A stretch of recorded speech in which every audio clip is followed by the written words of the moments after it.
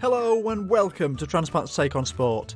My name's Lewis Daniels, and joining me today is motivational speaker, author and winner of multiple medals at the European and World Transplant Games, Darren Cawley. Darren tells me about his experience of living with kidney disease for over 20 years, his 2 kidney transplants and time spent on dialysis. He also shares his achievements in golf and athletics, as well as his footballing plans for the future. As a motivational speaker, Darren explains the positives of sharing his story for both himself and others, and how you may be able to benefit from talking to even a small amount of people about your experiences, so make sure you stick around to find out more. If you're enjoying the podcast, please make sure you press subscribe or follow wherever you normally listen, so you don't miss an episode.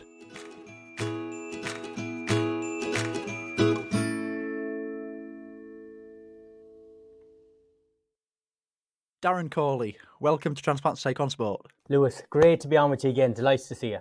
You've said again there, and people who may have seen Transplant Hub conversations with the World Transplant Games Federation may have seen myself and Darren recording before and have a chat about similar sorts of topics you might hear in this before.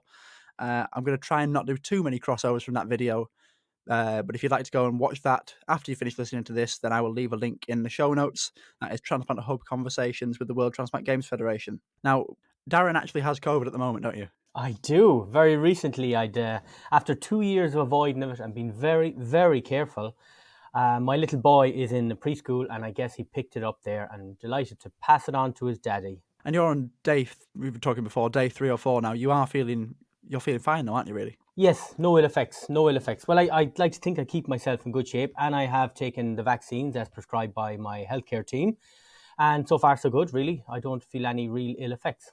It's good to hear, and it is. I'm sure people may find that reassuring that you are currently not experiencing any real symptoms. You were saying before that you may clear your throat every now and then, and I must stress we are doing this remotely. Darren's in Ireland, I'm in England. This is remote. We're doing this a safe way. Yeah, it's great for other patients to know that, because certainly it's been good for me. I have several friends who have had COVID and who have transplants, and they're okay. And some haven't been perfect. They've had challenges, but most of them have got through it 100%.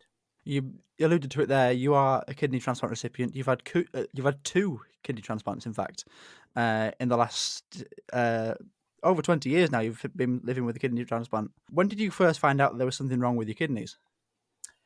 It was a real shock to me, to be honest. I was doing a degree in sports over in the University of Bedfordshire there in England, and having a fantastic time, but I used to get a lot of headaches, and then they started to get worse, and it became blurred vision, and it started to affect sports because I was doing a degree in sports. And I went to a doctor. Doctor sent me to an optician. An optician spent 5 minutes looking at my eyes, sent me straight to the ER room, and started to get worried then, but still absolutely no idea. And it was only after different tests and procedures that they came back and said, you have kidney failure. So it was totally out of the blue.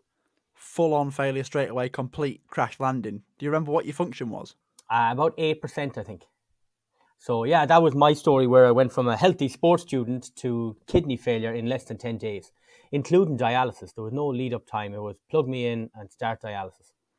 How did you deal with being diagnosed and going straight onto dialysis so quickly? I don't think I did deal with it. I was in a shock, like a zombie, just doing what I was told. Disbelief, shock and awe, no idea what was going on, because this couldn't be happening to me. Like, my life is planned out. I'm going to be, a PE teacher, a fitness instructor, all these great things. And someone was saying, no, your kidneys have failed. You're going to be on dialysis. I had to learn all about dialysis, that day nearly. So I don't think I dealt with it. That was something that happened later down the road. It's a conversation that you could never really prepare yourself for, isn't it? You don't expect to be told that your kidneys have, in your case, failed. Mine was, they're going to fail at some point. You will need a transplant in the future. It's a surreal experience. It's surreal, yeah. And it's surreal, again, also looking back, when you leave the hospital, for me, that first time after a couple of weeks in hospital, they say, don't worry, we have your treatment protocol in place, you're on dialysis, you'll be fine. But when I walked outside the hospital door, my life was gone, that I knew. It was gone. Mentally, emotionally, I was a mess. Now, great, they looked after the physical aspects of the disease, but who I was as a person was inalterably changed on that day, and it took a while to get over that. What sort of things would you do to try and come to terms with it and get over that initial shock? Well, I was studying sports, so I went back. I continued my college degree. I do my third year, and I suppose I had great friends, and you separated it. 3 days a week, I hopped on a bus and went to dialysis. The other time, I was a sports student. Even though I didn't look great, I was a bit off weather. But again, I don't have any tactics for that side of things because I don't think I dealt with it. I just buried Yeah. my head in the sand. How much were you able to play sports during that time when you'd just been starting dialysis and getting onto dialysis, which we will talk more about very soon? I don't think I was really. A game of pool in the pub. That was Yeah. about it. Because I had the big line coming out of my neck and that, for Yeah. dialysis, and it was uncomfortable. I was getting used to it. So my self-confidence was on the ground. I had no interest in sport at that time. That's completely understandable. And you mentioned there you had the line in your chest straight away. How long were you on that for? Did you then change to either hemodialysis through a fistula or onto peritoneal dialysis at any point? Yes, within a few months, I had the operation for a fistula. And believe it or not, that's 23 years ago, and my fistula is still working perfectly. Even though I Wow. don't use it at the moment, it's working spectacularly well. And I know from so many people on dialysis what a difficult time they have with fistulas. But for some reason, I got a gold star fistula, and it's never given me any trouble. It's always worked brilliantly, and it's quite large, so it's a talking point certainly. But it's been brilliant. So can you still see it? Is that, and I'm very grateful to have not been through that at the moment. But do you still? There you go. Darren's just showing me on camera the bumps that people sometimes have when they have a fistula. That you see a few of. I've seen a few over the years. Yeah, that's my party piece. As we talk about, I do a bit of public speaking, and when you go into schools and you tell people you're going to talk about health or lack of it, and they just go, "What does this young guy know about ill health?" And I start showing my scars, and they're blown away by it. Yeah, and being on dialysis at a very young age, still while you're at university, how did that impact your life, and did it limit you in certain ways, or? It limited me greatly, obviously. Yeah. Again, when I'm talking, it's not just the physical aspects of the disease that come to mind. It's the mental and emotional things. Like I was suddenly in a hospital 3 days a week with people in their 60s, 70s, and 80s. The guy beside me in hospital every day, I remember him so well. He was a beautiful man, but he flew for the RAF in World War II. And he's telling me stories about that. Now, I couldn't be more out of place in that hospital. But that's the reality I found myself in. So it altered life on all levels, and I didn't think about it to get over it. It took years, I think, for me to kind of realize what was actually happening. It's a lot to go through very quickly. I've still, even now, and not being through anywhere near as much as some people go through, you still think, "Oh, that's actually happened." Yeah. It's a surreal, as you said, it's surreal looking back and thinking about, oh right, I was this perfectly healthy young person, and now I'm not. Now I often feel like I have the body of a 70-year-old with kidney disease, because the effects of dialysis, you can't drink what you want, you can't eat what you want, you're swollen up a lot of the time. You just have all these other issues that weren't there before, that you have to learn how to live in this new body that it's just challenging. How long was the gap between starting dialysis and then having your first transplant? The gap was about a year and a half. I finished my final year in college, third year, got a basic degree. I came back to Ireland, started dialysis in Ireland, and within about 9 months, I got the call for, the gift of life, that spectacular phone call. How did it feel when you received that call? Everything with me seems to be shock and awe, but I got up, the phone rang, and my parents were actually close by. So they got up too. They heard the phone ringing. It was 6 or 7 o'clock in the morning. And I just handed them the phone. I said, someone's ringing about a transplant or something. I just didn't figure it out in my head. I was still asleep. And so they said, quick, we got to go in the car quick. But I went and I had a shower and I got ready and I felt very relaxed, to be honest. And then we rang my uncle, who was a member of the Gardaí, a policeman. And he organised a police escort because I live on the other end of Ireland from Dublin, directly across on the Atlantic Ocean. So we had a police escort right through Dublin. We got there really fast. And again, when you're going in for your first transplant, you're clueless. You have no fear because you don't know what's ahead of you. You're just kind of nervous, excitement, because you hear everybody talking about this amazing thing when you get a transplant. All your problems will be over. And I guess that's where I was. I was thinking of the outcome, not the process. which was where I was at. That's a good way to think about it. And I mean, this next question, I find it interesting asking people who've had received kidneys from cadaveric donors. Mine being a live donor, I knew months in advance that a transplant was coming when it was going to be. Do you think it was a benefit for you that it just came straight away from a call and you were going in a police escort to the hospital to have it done? Maybe less time to think. Absolutely, yeah. Was it paralysis by analysis? You'd go through it. For me, I'd go through it in my head 100 times. Plus, you'd have the added worry of the other person who you probably knew well. Did you? Yep, my Yeah. mum. So your mother, fantastic. She's an angel, I'm sure. So Oh, yeah. like, what you have to think about the other person and all that. So like, that must be challenging, I think. Whereas for me, the phone rang, get to Dublin, and go through it and see what happens at the other side. How far was it out of interest from where you live to Dublin? Between 3.5 and 4 hours. Oh, wow. So it's quite a drive, yeah, quite a drive. Is that the main transplant unit in Ireland then? Yeah, there's just the one for kidneys. It's in the Beaumont Hospital in Dublin, it's called. Now, when you got there and you had the transplant, did everything go well sort of in the immediate future afterwards? Yes, everything seemed to go to plan. Now, there was a worry because there was a gentleman who got the other kidney and that didn't work out, which was kind of soul destroying, obviously, for that man who I didn't get to know. I just knew he was in a bed close to me and it didn't work out. But for me, everything seemed to go to plan and I flew through it. Obviously, looking back, it wasn't too bad. But if you ask me at the time, it's torture. You know, you've got 20-something staples in your belly. You've got catheters everywhere. You've got lines. You've got drips. It's not a nice time that first week after having a transplant. But you forget because of the happy ever after. Yeah. Now, we're going to talk more about the sport in between that transplant and your other transplant later on in the podcast. But I thought we'd cover all the kidney side and transplant side first. So we're actually going to skip forward a bit. So you had that first transplant in 2000, and unfortunately for you, it failed in 2002. Do you know what caused it to fail? I do, I'm told. It was something called a BK virus, a polyomer virus. Yeah.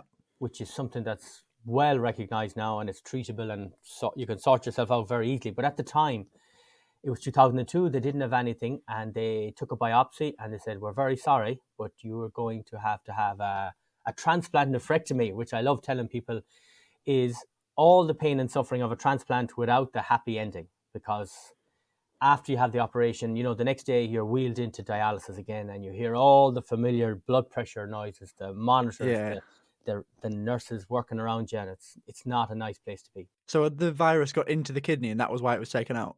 Yes. Yeah.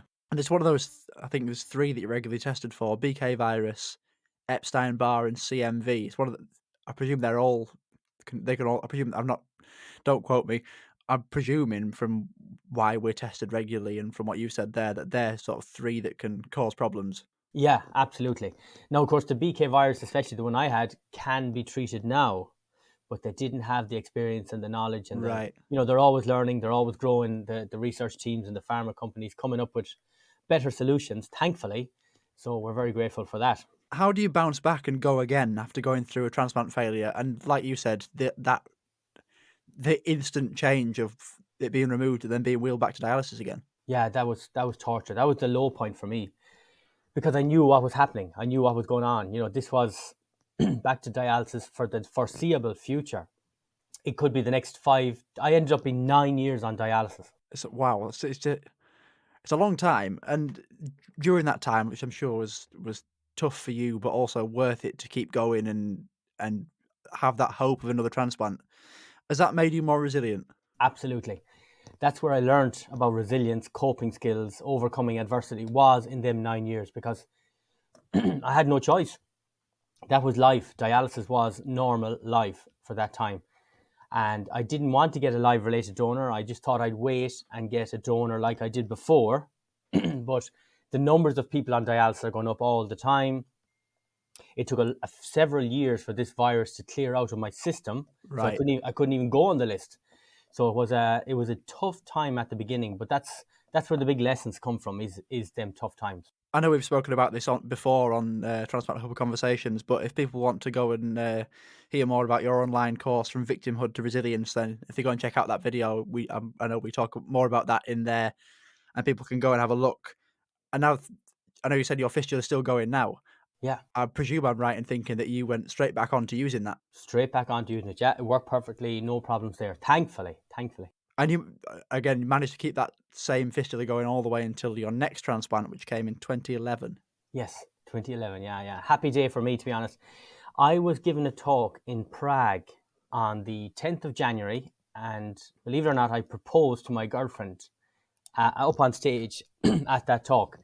And that was great. And then a month later, on the 10th of February, exactly a month later, I was on the road to Dublin to meet my then fiancée, Aoife, now my wife, and I got the call for a transplant. So it was a real kind of weird feeling that I just got engaged a month to the day before this, and then I got the call for the transplant. So it was a fantastic feeling to know that I could get married, because obviously I Yeah, didn't want to get married on dialysis, because the next day after your wedding, it's just back into dialysis again. back to Whereas reality. now we could plan for a different type of future. How do your emotions compare 11 years on? Well, compared to 11 years before that, when you got the call again? No difference. It was a great feeling in that I was filled with hope. Now, at the same time, because I knew what was coming, I knew there was going to be a lot of pain and suffering going through the actual transplant. And that's just one of the pain points you have to deal with as someone with kidney failure. But on the other side, after 9 years of not being able to travel, not being able to eat what I wanted, not being able to drink what I wanted, these were all things I could now look forward to Yeah. with a sense of reality. We're going to do it. And I did. I know you spoke earlier about it being mental as well, the mental challenges as well as physical with the transplant. Would you say you were more mentally prepared the second time? Yes, yes, definitely. Because I think the skill set I built up over all the adversity of over all them years on dialysis really will stand to me forever, no matter what happens. Because there will come a time where I will be back on dialysis. And I'm okay with that, because I know I've got through it before, and I know I can get through it again. So that's what resilience is, really. It's kind of looking back, seeing what you went through, and having the confidence to go through anything again. There's very little that could get me up or down, because I've been through a lot mentally and emotionally, definitely. So I have that kind of inner self belief in myself that I will get through anything else in the future. It's a great attitude that you've got there. I think that people listening to this will take a lot from that, how you've dealt with, how you're speaking about how you've dealt with everything over the last 22, 23, 24 years since you were first diagnosed. It's something that you've said there, dialysis, you know that you might have to go back onto it again, and you're absolutely fine with that. That's the bit I'm scared, apprehensive about the prospect of that in the future, knowing that I'm still young and Yeah. there is probably going to be another one in the future, another transplant in the future. That is a scary point, but like you say, it's worth it for the eventual outcome and all the things that you get to do again once you've had a transplant. Yeah, I think once you have to accept where you are in life, and you have a very successful transplant, as do I. There was a long time where I didn't have a successful transplant. I had to dialysis, so I had to accept that reality and accept the person I was for as long as that person was there, you know. And then when I got a transplant, I could grow into a different person. I could take all the resilience and the coping skills and the life lessons from that time, but and bring it into this better version of myself, this better reality I'm now living. Obviously, sport's been a big part of your life. You were studying at university. Once you've been discharged from hospital, what sort of things did you do to build your fitness levels back up again? Well, funnily enough, I got the transplant in February, and there was a local half marathon happening. And they asked me and several other people to be kind of ambassadors for it. So I'd be ambassador, say, someone who went through transplants and dialysis, and now look at him, he can do a half marathon. So myself and my wife did that in August. So about 6 months afterwards, I ran slash walked a half marathon. So that was a great thing to get me into shape again. That was a great thing to get back walking slowly and to get back jogging and to slowly and progressively move forward. So that was definitely something, is to tie yourself into something down the road that you can work towards. But of course, the important thing is to work slowly and slowly and slowly. Go at your own pace. Let your doctors know how you're doing things, what you're doing. I think talk to other transplant patients so that they can advise you. And the main advice you get is take it easy. Don't rush it. Don't go too fast, because obviously your whole stomach has been cut. So it takes time to heal and knit together strongly and properly. Now, exercise has a big part to play in that, but slowly and incrementally. It's one of those things as well I noticed where I went back to cricket 6 months after my transplant because that's when I was told I could go back, and I'd gradually built up. I started walking Yeah. and running before that. But I didn't run until 6 months, so it's probably about 6 or 7 months when cricket came round. And you think you're ready, and you Mm. feel like I'm back, I'm ready to go, and it feels fine. You're aching afterwards, obviously, but then probably another 6 months later or a year later, you go, now I'm ready. Yeah. Once you've gone back and you've noticed that you've done it again, Yeah. and you It's kept going for definitely, that, kept going for a year. it's something people kind of forget. Everyone dreams about getting a transplant when you're on dialysis, and they think, when I get a transplant, bang, I'll be fit and healthy and flying and ready to go. But the reality is, you just had a massive operation, so you feel worse than ever for the first few weeks, Hmm. and slowly you grow out of that. So it's not this massive quick fix. It takes Hmm. time to learn and develop in this new body you have again. So give it the time. Yeah, you sort of you think you're fully fit, and then you keep going, and then, like I said, a year later, you realise, no, this is what fully fit is. Mm, definitely, yeah, brilliant. And keeping on the sporting theme, the transplant games, European transplant games, World transplant games, they've been a big part of your life post transplant. You actually went after your first one, didn't you? It Yes, was winter. quite soon after your first one. You went to that'll be the Worlds, won't it? Japan. Exactly, yeah. What a like from being on dialysis and thinking that I'll never play sport again. Here I was a year later representing Ireland in Japan at the World Transplant Games, and it was a spectacular experience. On so many reasons. Because I didn't think I could play sport again, and now I am playing sport. I had no role models. My only role models were the older people I met in hospitals. Suddenly, I was surrounded by young people, fit, active, positive, for the first time. So it really created a transformation in me as a person, seeing other people with transplants and kidney failure living these lives kind of full out, which is something I hadn't done. I thought of myself as a sick person. So that was a big milestone for me, getting over that mental hump, I guess. Was that the first time you'd seen people around your age who'd had a transplant? Absolutely, yes. It is quite a key time, isn't it, when you see other people doing what or doing amazing things and playing the sports that you love to play in the same position as you. You do look at those people as role models and inspirational people to go and follow. Yeah, role models for me are one of the biggest kind of things to look for in terms of recovery and becoming the person you want to be. Like the first event I did, I'll tell you a little story. I was going doing cycling. I was doing the road race. Now, I brought my bike. I did a small bit of training, very little. Like when I was young, I cycled to school every day. So I just thought, yeah, it'd be lovely. I get to see a bit of Japan. I get to meet people. We'll have a nice chat while we're cycling. I thought all this in my head. And when we got to the event, I saw all these young people getting the bikes ready. And I thought, aren't they great helping their parents? But it wasn't. They were just athletes like me. And the race started, and I went as hard as I could, and I went flat out, and it was really 33 degrees heat. It was torture. And I came third, right?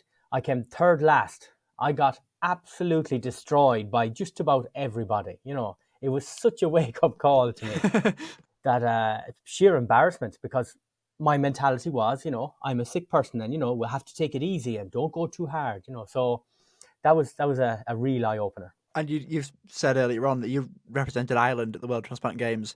How did it feel to represent Team Ireland, to compete for your country? Ah, spectacular. Yeah. As good as I was at sport, like I had kind of interprovincial titles in boxing and handball and different things, but I'd never have got to represent Ireland, to get the tracksuit, to get the suit, the t-shirts, all this Team Ireland, it was a remarkable experience, something I'm incredibly grateful for. It's great to get sick when you get these kind of positive side effects, is the way I looked at it. But yeah, it was a great feeling. Even when the kit arrives, don't know about you, but for me, that's another motivation. I got my transplant cricket kit, England transplant cricket kit.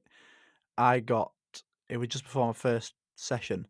I couldn't train. I just gone along to be there and see what everything's like. That was a big motivation, seeing the badge and Ah, yeah, initials and that sort of thing. definitely. It's a heartwarming thing that a lot of people don't get. 99% of people don't get to experience putting on your native shirt, I guess, as such. It's a real honor. And even while you were on dialysis, you still went to the transplant games. I've got written down here that there might be more in there as well. Hungary in 2002, Slovenia in 2004, Hungary again in 2006, Germany in 2008, home games in Ireland in 2010, which I'm sure we're going to talk about more about your success there. I'll leave that for now. Yeah. People can keep listening, and we'll hear more about that further on. How did it compare competing on dialysis with a functioning transplant? Well, I found myself being quite healthy on dialysis. My mindset was kind of becoming more and more positive, and so uh, because the games were abroad, all the dialysis was organised, which meant I didn't have to worry about that. I could go and enjoy myself and kind of do my best at the sport, which I always did. I'm pretty competitive.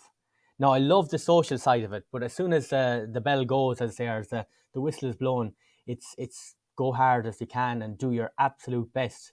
And luckily I did very well in a lot of games, and I'd be grateful to them for that. But to be honest, for me, the games was always about the people.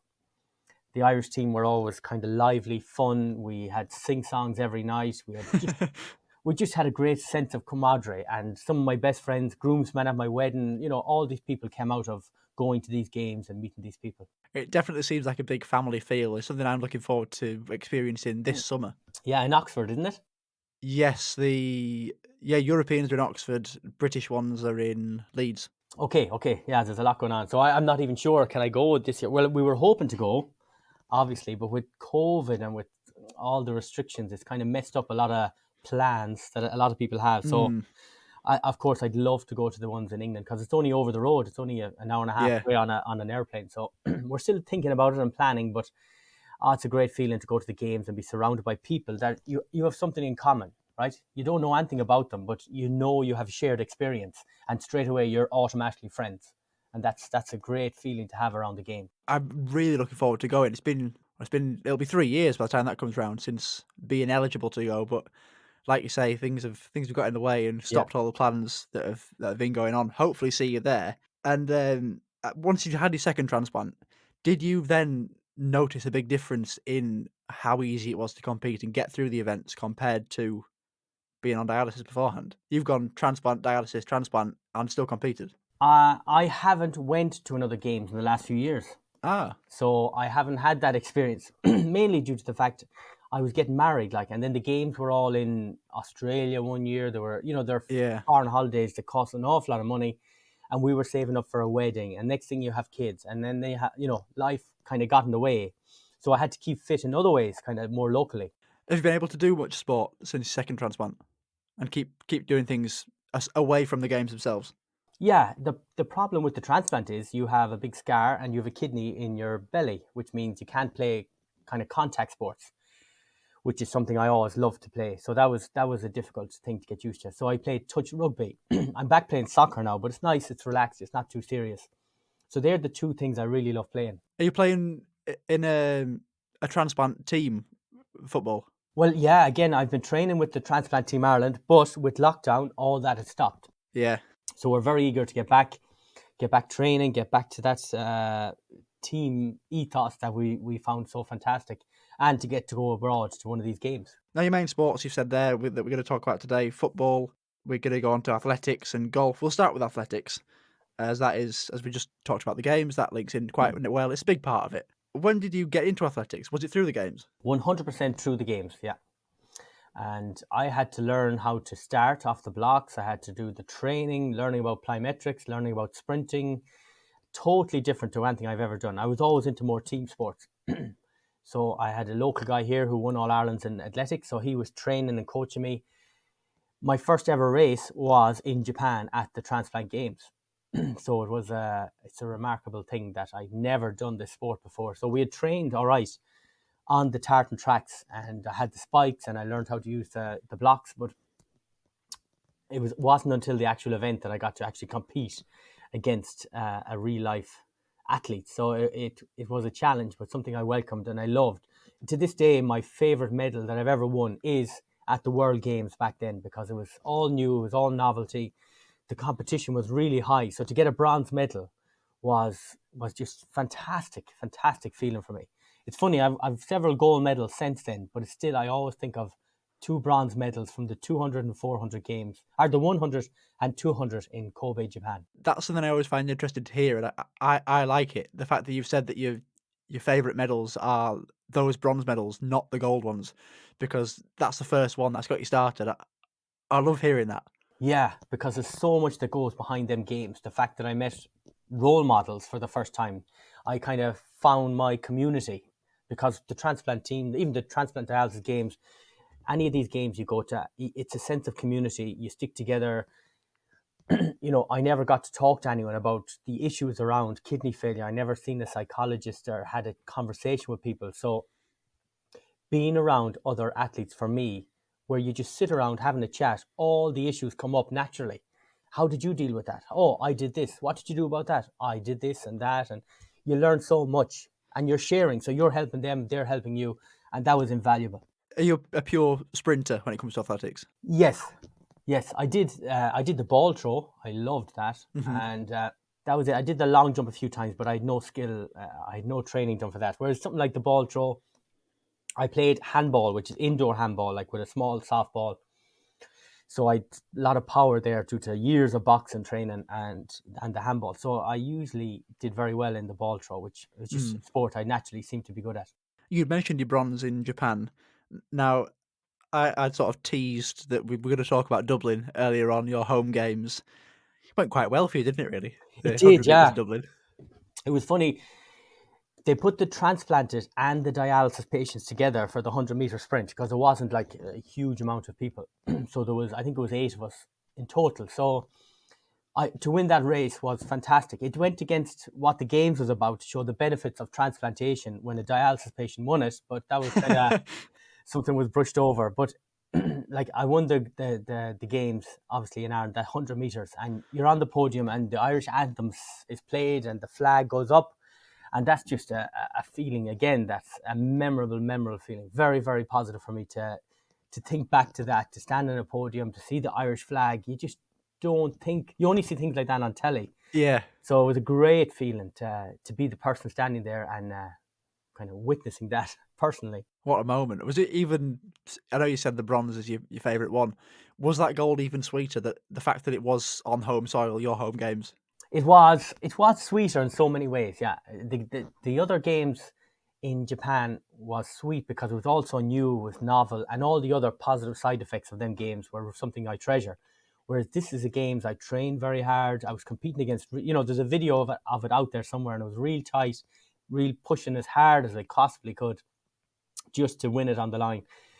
And then, of course, to have the podium finish in Ireland with the Irish flag, it's something I'm very proud of. Do you remember what time you ran it Absolutely not. in? I You don't. won, I though. I wouldn't think it was fast. I don't know. I never remember times for any events. I have no interest in the time side of things because you go as fast as you can. You do your Yeah. absolute best. You don't leave it behind you, kind of as we say. And the result of that is you finish as good as you will finish. So the time is irrelevant in some ways. Yeah. Do you still regularly train now? Not specifically for athletics, but I find like in things like the touch rugby I played, the soccer, you're continuously sprinting and changing direction. You're Yeah. constantly, indirectly, I think I'm in pretty good shape. So when I do go to the games and you focus your training on the specific events, it'll come pretty quick, I hope. Yeah, you'd think so. And you've linked into it quite nicely there, bringing it on to from athletics, team sports. Football is another one. I know from reading the information you sent to me, you've played Gaelic football as well. Have you got a preference of which one?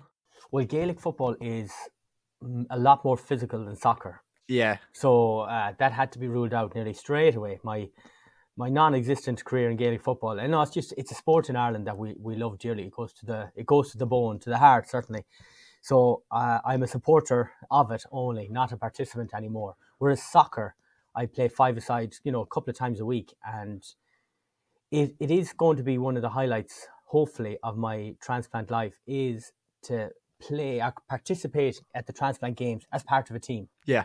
It's Yeah. something I miss terribly, not being part of a team, like looking after your friends, sticking together, battling hard as a group, winning and losing together, all the positives that come from team sports. I missed out on that because generally the games are about individual sports, non-contact. So the soccer is something I am really, really ambitiously trying to get involved in. Yeah, there's just something different about being in a team, isn't there? All the sports that have played over the years, which is football and cricket, are team sports. Mhm. You're all in it together. You can all bounce off each other. There's a team spirit, camaraderie, all that sort of thing, and it just it's a great feeling. Yeah, I look forward to like half times where you're 2 goals down and trying to pump people up, get them going, trying to tactically change things to work together to create the outcome you're looking for. So it's definitely on my list to do things. I'm in my 40s now, so time is tipping along, but I'd really look forward to playing against other teams in soccer. Do you know if Ireland are going to be putting a team into the European Games this summer? The chances are very high, yeah. We're not back training because of the COVID restrictions, but I think people like myself are training individually. They're playing with their own little teams at home, playing five-a-side, things like that. Because, there's some very strong characters, very eager to get going, to get a busload together and get on that bus, get going. I'm yet to play Transplant Football. I'm part of the Nottingham team and the Team GB through Transplant Sport. I've got a selection day coming up, which I'll be going to. You do, yeah. I've not actually seen the standard yet. Have you seen any sort of Transplant Football other than your training? Other than the training, no, I haven't. Now, there is some stuff online, but it's very hard to gauge from that. But no, look, nobody will fear Anton. It's nothing to do with that. It's about participation, and if you do well on the day, you do well. If you don't, you don't. You'll be shaking hands and having a drink afterwards. It all looks like a great thing to be part of, and now that it's because I know it's like it's the national sport, really, isn't it? It's yeah, definitely. It's so big on a global scale that it'll be an honour and a pleasure to be part of that. And Lewis, I'm afraid to say it would be the biggest honour and pleasure to score a goal against England and to beat them. I'll just put that out there now. Don't want to raise the competitiveness of the two nations, but it'd be a dream come true to beat England in soccer. It's not a thing we can do in Ireland too often. Your other sport that we'd discuss today that you've taken part in at the Transplant Games is golf. Is that something you've played for a long time and growing up as well? A small bit growing up, but it's something I always played a little bit. Yeah, I always kind of kept in touch with it, so I'd be okay at it. And going to the Transplant Games in Dublin, I played golf. It was the first time, really. So, and I won a gold medal, and it was tough because I was very high handicap. I have 18 handicap, 17 I think at the competition, and I went round the course at 17 at my handicap. So that's why I played awful well that day. Just everything just kind of clicked. So I love golf because, again, it's a way of having a communication and a conversation with the person you're playing with. It's a great way to spend a few hours with a friend. It's relaxed. You can open up. You can get stuff off your chest. In Ireland here, we love going to the pub. But, of course, if you've got kidney failure, the pub isn't really the right place for socialising. So I avoid that. And in return, things like golf are fantastic. And I've so many friends that play golf, and we go out and we enjoy the conversation. And golf is often secondary. So I would definitely get back to golf at the Transplant Games. Yeah, I'd enjoy that. My experience of sport, what's the right way to put this? Sport that lasts a long time outside. Cricket is my main sport. Yeah. And golf, similar, outside for a long period of time. It is really good mentally, isn't it? To clear your head and just you're outside for so long. Yeah, you've said it there. It kind of ticks a lot of boxes. As in, it's a good walk, fair enough. It's a sport, it's skillful, and it's very sociable. I think that's a thing most people with kidney failure need is the social aspects of sport, to be able to have a conversation, a chat, to feel normal. And that's through golf, you can really do that. We've mentioned your highlights in athletics with your bronze medals in Japan and your gold in Dublin. Would you say you've got a golfing highlight over the years? Golfing highlight, wow. Nothing pops up. I think I have a picture of myself on the podium wearing stupid looking trousers winning the gold medal.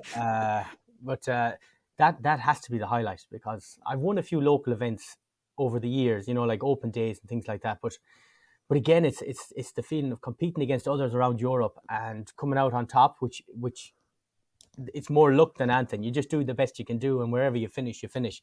But again, to be standing on a podium with the Irish flag, winning a gold medal, is I'm so grateful to have these experiences in the back of my mind, because as someone with kidney failure, you have loads of bad experiences, you have loads of difficulties, you have loads of challenges. So to try and balance them out with the positives of having kidney disease is something that's very worthwhile and worth endeavouring to kind of create them experiences. I know the last few years have been quite tough for all of us, really, especially in the position that people like us are in with transplants and being immunosuppressed.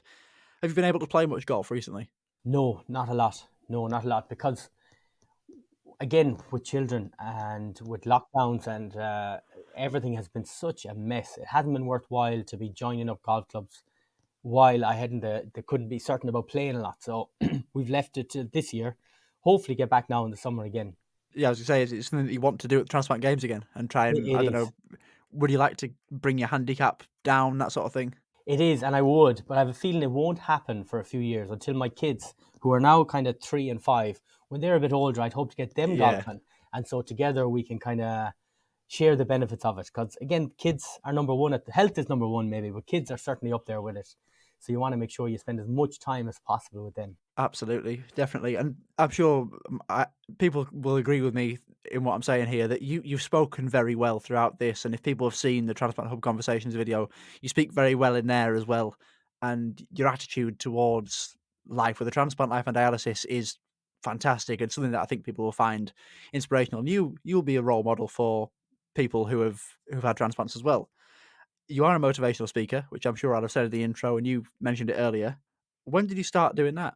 Well, that happened quite by accident. Believe it or not, I'm involved in what's called the Lions Club, which is a worldwide organization. It's one of the biggest service charity organizations in the world.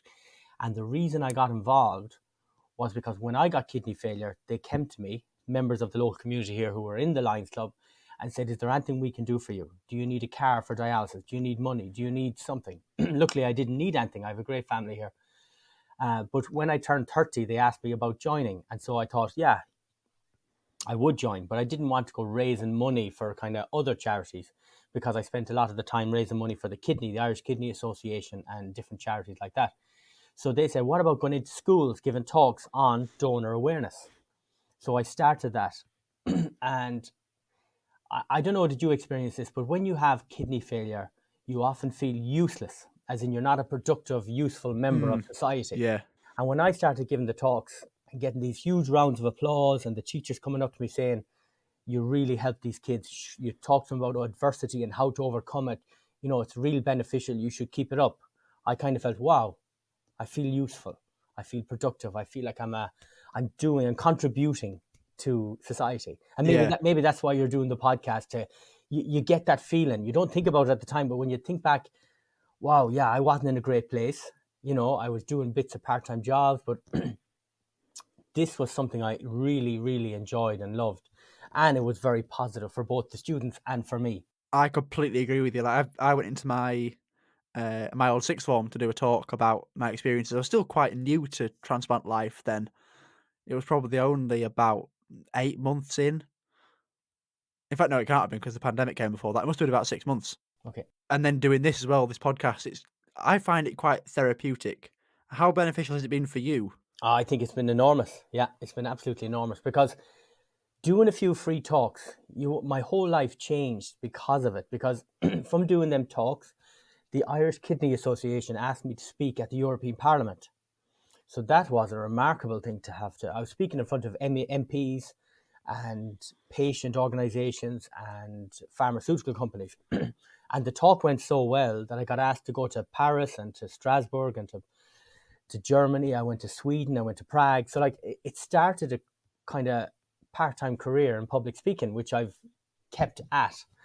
And it's been life-changing. Like the experiences I've had from speaking, the ability to travel to all these different places, to get standing ovations in pharmaceutical companies because I'm showing them what they do helps so many people. It has a very real impact, because a lot of times people are working in these companies and they hate their job and they don't know why they're doing it. Well, they do. They're doing it only for money. And after I speak, I kind of show them that everything they do, every product is a person. So they're intrinsically motivated to work better at their job, to really be more focused, because they know everything they touch, everything that goes past their hands ends up inside or attached to a person. And I've been told that's incredibly motivating. So they start to work not just because their boss is looking over their shoulder or because they're getting paid a load of money, but they're working for the patient. And the end result is we are only alive today because of the work they do.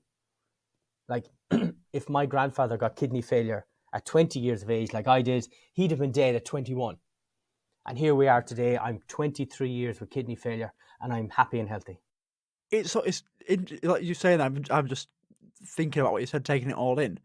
It's like you say, I think it is very easy when whatever job you do to almost you. I don't want to say go through the motions, but to do the job, obviously do the job to the best of your ability, but forget why you're doing the job and what is happening as a result of your work. Like you say, with these pharmaceutical companies are preparing and creating all these drugs and everything that's going to be used in the future for people like us and other people who need them. And you can easily forget where that's going.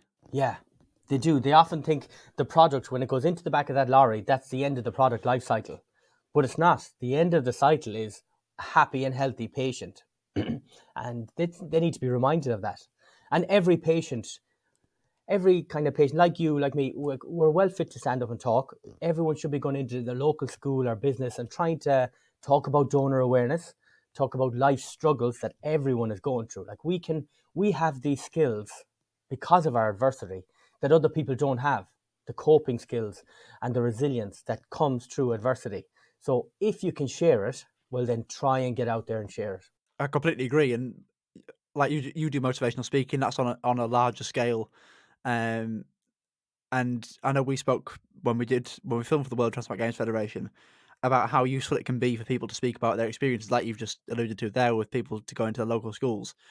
Now, obviously, motivational speaking, there's bigger audiences, and you've been into European Parliament, and it's taken you places that you may never have been without that. Yeah. But if you bring this down to a smaller scale, how important and beneficial do you think it can be for people to even just share their story with their family, with their friends that may not know the full extent, and to talk and open up about those sort of things? I think it's a form of therapy, really. If you can stand up and try and help other people, you can start to believe that you must be in a pretty good place if you can help someone else. And on the other side of donor awareness, the more we spread that, the more people we help. Now, one of the most, I don't know, sad in some ways, but also very positive stories I've ever had was a young guy came up to me in a shop just out of the blue. He said, "Oh, you're Darren Cawley. You're the guy that spoke in our school a few years ago." And I said, "All right, yeah." I didn't remember, obviously. And he said, very sadly, one of his best friends passed away in a car accident. But he said he was carrying a donor card, and a lot of people lives were saved: heart transplant, liver transplant, 2 kidneys, all because he was carrying the donor card. And he was carrying the donor card because of you, he said to me. And I got quite emotional. Like, so there's people alive today because I stepped outside my comfort zone and went into schools and did these talks. So I think that's just one case. Like, I've spoken in hundreds of schools. So if everybody could do that in their own local area, you don't have to speak to big companies or go to conferences or anything like that. Just speak to 30 or 40 kids in the school, educate them on the realities of living with adversity, which will help them because they learn about how to cope, and that life is this roller coaster where good things are followed by bad things, by good things, and you have to learn to roll with it. But indirectly, you could be helping people you'll never know about, so it's heartwarming, it's endearing, it's confidence building for the person speaking, and you're helping other people, you're of service to other people. So I highly advocate for more and more people with health issues to get out there and spread their story. Very well said. And little plug it. If anybody wants to come and share their story on this platform, on this podcast, please do get in touch by emailing transplantstakeonsport@gmail.com or by getting in touch on social media. Instagram and Facebook are at Transplants Take On Sport Pod and Twitter at TTOS Pod. Get in touch, let me know a bit about yourself. I'd love to have as many people on here as possible. Yeah, and the people share you've your had story. on already, like they're amazing bits of advice and guidance I've got from listening to the different people on your podcast. Like, you've got some fantastic guests, and not just because they're interested in sport, but it's just that they've went through the adversity that a lot of people are too afraid to talk about, really. But we can still learn from them. Even sharing your story in, like, even just talking to one person, I think it helps get emotions out that you may not have voiced or thought about before. When you sort of think about it on a deeper level, you start to understand yourself more as well. Does that fit? It absolutely fits. And this is a podcast about sports and transplants, and we go through the medium of sport, I feel, to uncover kind of who we are and what we do and how we do it, because we communicate with people through sports. That's our vehicle, I guess. And but it doesn't have to be sport. Going for a walk with a friend around the block is health enhancing, but also mentally and emotional, to be able to unburden some of the challenges and stresses you have to someone else is incredibly rewarding and helpful. And talking to other people about organ donation and the experiences can encourage them and other people who they may then go and talk to become an organ donor. I know we're now in the opt-out system in England, but you still need to make people aware of your wishes, what you'd like to do. Now, in 2021, you decided to celebrate the 10th anniversary of your second transplant with a bit of a challenge and honour your donor. Do you want to tell us a bit more about that? Yeah, a lot of coincidence came into play there. I was after getting a book for Christmas on a guy named Wim Hof, who's a crazy man who does a lot of swimming in icy cold water. And myself and a friend decided on the 1st of February, was my birthday, to get into the Atlantic Ocean. So the 1st of February is kind of the coldest month in the sea, I think. So we were going to get in for a couple of minutes every day, and I decided to do it for my donor because I was 10 years transplanted. I got the transplant on the 10th. So I was just going to do 10 days, and it was incredibly hard because it was -7 wind chill outside the water, and the inside the water was kind of 3 or 4 degrees. And it was horrible. I didn't enjoy it at all. It was full of, as we say, pain. It was a painful experience. But when you get out of the water, you feel exhilarated. You've achieved something, because after a year and a half of lockdown, I needed something because I'm a people person. I'm outside. I'm always kind of trying to interact with people. And that all stopped. With kidney failure, Yeah. you have to isolate, stop mixing with people. And so to do something like this, a challenge, step out of the comfort zone was something very challenging, but also full of kind of life lessons for me, full of positives. What was it that made you decide to do this by getting into freezing cold water in the Atlantic Ocean every day for 10 days? Well, I was inspired by the book, certainly, and the fact that it was 10 years transplanted. I think it's just I needed a challenge. I needed Yeah. something outside to shake me up, to kind of, because we've grown up where I'm just used to these sort of challenges are normally given to me by my health. Whereas this time I started taking it on by myself, to try and to get in there. And I think it was inspired to that when I thought about it, it was pain and exhilaration. So it's the pain of getting into the water was like the pain of dialysis all them years. And then the exhilaration of getting a transplant was that feeling, was that exhilaration of getting out of the ice cold water and getting warm again. So there's a lot of symbolism there for me. And it was great. National newspapers kind of put up pictures about it, and local papers, and that's all. It created awareness again about donor awareness, which is always positive. How did you keep going? Because I'm sure it was difficult, and as much as you said, the exhilaration afterwards, but getting yourself to the point where you maybe like 7, 8 days in, where you're thinking, here we go again, I'm gonna go and get the Yeah. freezing water. How do you manage to get yourself to go and do that over and over again? Yeah, it was snowing one day. It was snowing heavily outside. And we had to take off our gowns and get into the cold water in the snow. Thankfully, I have a picture of that to prove it. No, the one reason I got through it was because I had a buddy with me, a friend. Right. So, an accountability partner, so important in sports too, that you have someone to join you, someone to accompany you, someone to motivate you. Now, would I have done it if he wasn't with me? Absolutely not. But we had a challenge, we had a deal. We ended up doing 100 days together of getting in 100. 100 days in a row. Yeah, we never missed a day.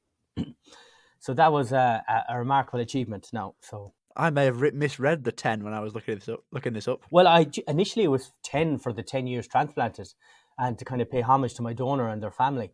But we just kept going. Yeah, it was kind of a little addiction there for a while. So yeah, that was a challenge, a big challenge. But we need things like that every now and again. We need to be shook out of our existence to feel life, to feel a bit of energy and enthusiasm again. Absolutely. It's just something you do again. I do it regularly now. Yeah. Oh, wow. Yeah, if you had an ice bath, I know I can get into it. Yeah, I know I could do it. And I could stay in there. Every morning, if I have a shower, I'll always turn the water to cold for a minute or two. If you look it up, the health benefits are massive for things like this. It's also, like you said, it's the mental side of making yourself do it each day and being determined to go and get in and do it, honour your donor, and then he kept going for 100 days. It also, there have been physical benefits to that as well by getting in the icy cold water every day. Yeah, funnily, I never had a cold or a flu that year. Nothing. Like That's interesting. no runny noses, no general flus. And like I didn't do it as much this year because it is, with 2 kids, it's difficult to try and get someone to mind the kids while you go down to the sea to jump in and then come back and clean up and have a shower. So it's not something I continued. I just do it every few times a week is kind of Yeah. the way we do it. But of course, now I have COVID, so I haven't done it this week yet. But I credit the fact that I don't have any ill effects from COVID too, because of things like this. Whether it's true or not, I don't know. But Credit to you for still doing this, even when your voice probably isn't 100%. not 100%. I have Having a to clear it tickle in my sometimes. throat. Yeah, I have this tickle that's really annoying me. But we love a challenge. I'll do a bit of talking because back for Series 2, a regular feature now of Series 2 is the Transplants Take on Sport quiz, which let's say you had mixed feelings about before doing this. Yes. So each week I will ask the guest 4 questions based on a sport of their choosing, which in Darren's case is boxing. There'll be one which is higher question, 1 true or false, 1 what happens next, and 1 who am I. The aim is to score as many points as possible, and I'll be keeping score as the podcasts go by. I think we've Okay. had a 4, a 3, and a 2 so far out of 4. Yeah. Obviously, all your questions are on boxing. Question 1, which is higher? This is your question. Which father and son duo have more professional wins? Chris Eubank and Chris Eubank Jr., or Nigel and Connor Ben? I think I'd have to go with Eubank. You would be correct. The Eubanks Eubank, have more yeah. wins. Chris Eubank Sr., 45. Chris Eubank Jr., 32, which makes 77. Wow. Nigel Ben, 42. And Connor Ben, he's only a couple of years older than me. He's had less fights than Chris Eubank Jr. Won them all. He's won 20, and he gives them 62. So 1 out of 1 so far. The Great. Eubanks have come out Well, on top. I'm a big fan of Eubank, Ben, Steve Collins. They were all around the same era when I was in college, kind of the late 90s. And they were just the most amazing fighters. I loved watching boxing then. Like Steve Collins was a warrior, really. And so was Chris Eubank. He talked this talk, but underneath it, he was a man of steel. Like, I had huge respect for him. I didn't like the showboating, but then he could back it up. So, like, big fan of them guys. I've started watching a bit more boxing in the last sort of 4 years, and it's good to watch. It's good to watch. I think it went downhill. I don't like MMA, to be honest, at all. I just don't like it. You can punch somebody on the ground when they're defenseless before the referee can get you. I like the cleanness, the manliness, the just use your hands, man against man, same weight, same age, same categories, whatever, and maybe the best man win, or woman, of course. Question 2 is on a big boxing star at the moment, arguably one of the greatest of all. One of the greatest of the generation. Question 2 is a true or false. Here's your statement. Tyson Fury featured as a guest vocalist on the song Bad Sharon from Robbie Williams' 2019 album The Christmas Present. That would have to be true. It is again. He loves singing, Floyd. I just read his biography a few weeks ago, and he loves singing, all right, yeah. He's a great character and a great, great boxer. He's overcome a lot as well, Tyson Fury. Yeah, in terms of mental health, he thankfully, he speaks openly about it. And he helps a lot of people, I think, as a result. Absolutely, yeah. And question 3, you're on 2 out of 2 so far. You're smashing this. Question 3 is what happens next? And now, I know I say this all the time, how do you do what happens next on an audio-only platform?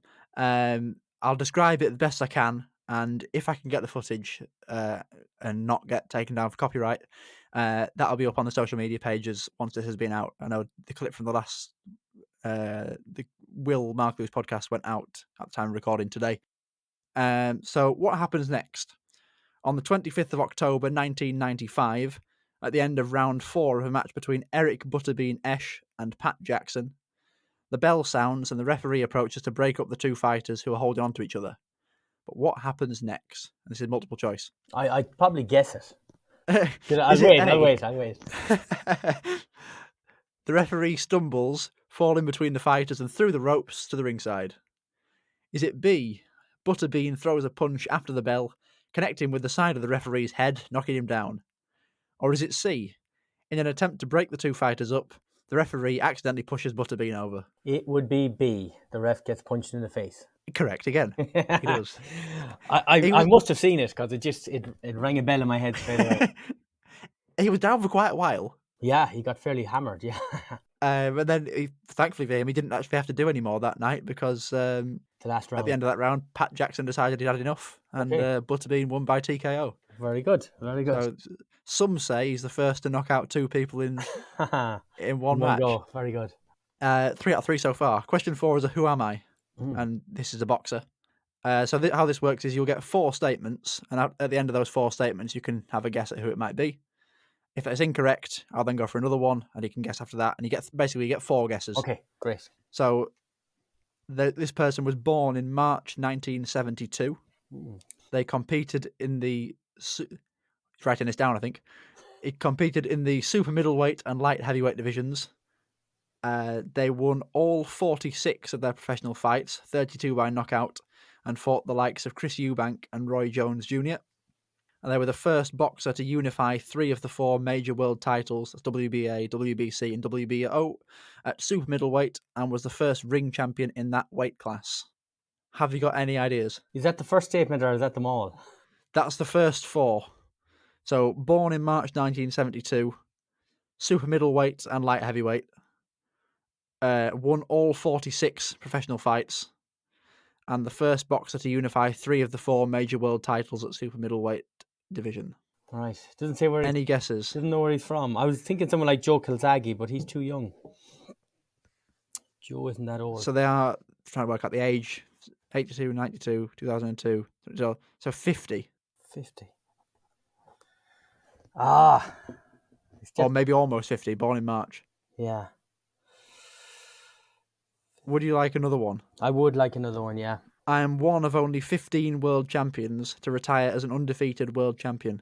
Has to be someone I know well. Why don't I know it? 50. Would you like another one? Yes. Their MBE was elevated to a CBE in 2008. No. And the final clue, I think you might get it on this.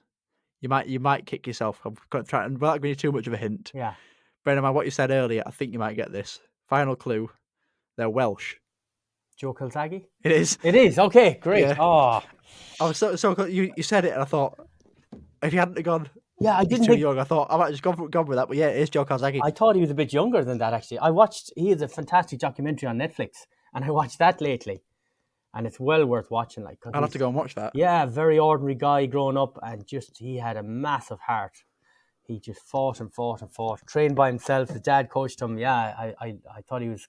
It's a pity he wasn't around against them greats of their time. Like, I know he boxed Eubank in that, but he was older at that stage. But yeah, he was a real champion. Yeah, undefeated. Brilliant. I'm happy with that. 4 out of 4. You're at the top of the leaderboard along with Will. Great. Okay. We'll have a tie-off at the end of the year. I was doing my research earlier on that quiz. I don't know why. I mean, Joe Kilzaghi is probably definitely before my generation. I'm 23. Mm-hmm. I was convinced he fought Ricky Hatton for some reason. Ricky Hatton? No, I think... But he wasn't on there. I looked at the full list of all his fights. No. He wasn't on there. Hatton fought Mayweather, I think, and got destroyed. That might be the one I was thinking of, that Mayweather fight. I'm sure Joe Kilzaghi would have been around at that time. And maybe he'd talked about it or had done some TV coverage on it. Maybe spoken about Ricky Hatton. Yeah, I'd say so. That must have been it. Yeah. But you learn something new every day. Yeah. Good on you. I'm happy with that. One final question from me before we go, and it's the question I ask everyone at the end of the podcast. What's one piece of advice you'd give to someone facing a transplant?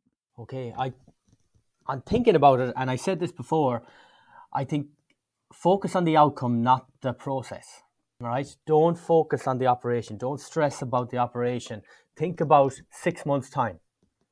Think about a life without dialysis.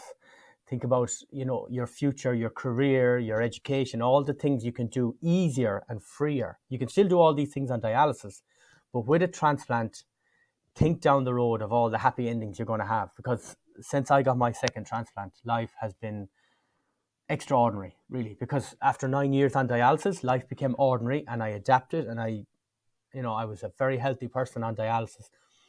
But after I got the transplant, down the road, life opened up, absolutely. And I appreciate life so much. So that's the outcome of, that's proven so kind of worthwhile for me. Like, if I think about having a transplant or losing a transplant, torture.